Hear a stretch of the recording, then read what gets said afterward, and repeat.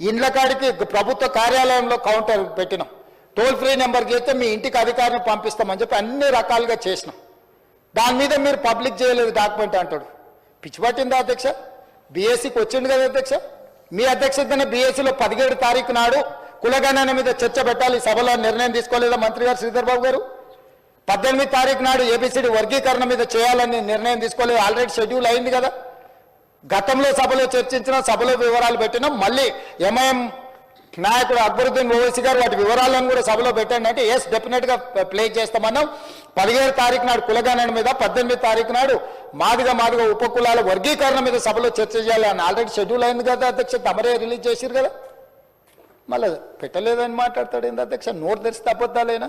కుటుంబం అంతా అబద్ధాలు చెప్పే బతుకుతారా అధ్యక్ష? పొద్దున్నే అన్నం తింటారా, అబద్ధాలు తింటారా అధ్యక్ష వీళ్ళు? అంటే అబద్ధాల మీద జిఎస్టీ లేదని చెప్పి ఎంతైనా మాట్లాడతారా అధ్యక్ష? ఈసారి కలిసినప్పుడు మా మహేశ్వర్ రెడ్డి గారిని రిక్వెస్ట్ చేస్తున్నాం, మోడీ గారిని అడిగి అబద్ధాల మీద కూడా ట్యాక్స్ పెట్టండి జిఎస్టీ అని చెప్పి, అబద్ధాలకు కూడా జిఎస్టీ వేస్తే కానీ వీళ్ళు అబద్ధాలు మానేటట్లేరు అధ్యక్ష. ఎందుకంటే ఇంత అడ్డగోలు అబద్ధాలు ఏంది అధ్యక్ష? ఎక్కడి విధానం ఇది? అందుకే కులగణన మీద, మాదిగ ఉపకులాల వర్గీకరణ మీద, 30-35 సంవత్సరాల వర్గీకరణ మీద, 100 సంవత్సరాల కులగణన మీద ఉన్న సమస్యలకి మా ప్రభుత్వం శాశ్వతమైన పరిష్కారం చూపించింది. అదే విషయాన్ని గవర్నర్ గారు తన ప్రసంగంలో పొందుపరిచిండు అధ్యక్ష. ఆ విషయాలను ప్రస్తావించిండు. ఇదొక గొప్ప విజయము, ఇదొక సామాజిక పరివర్తన.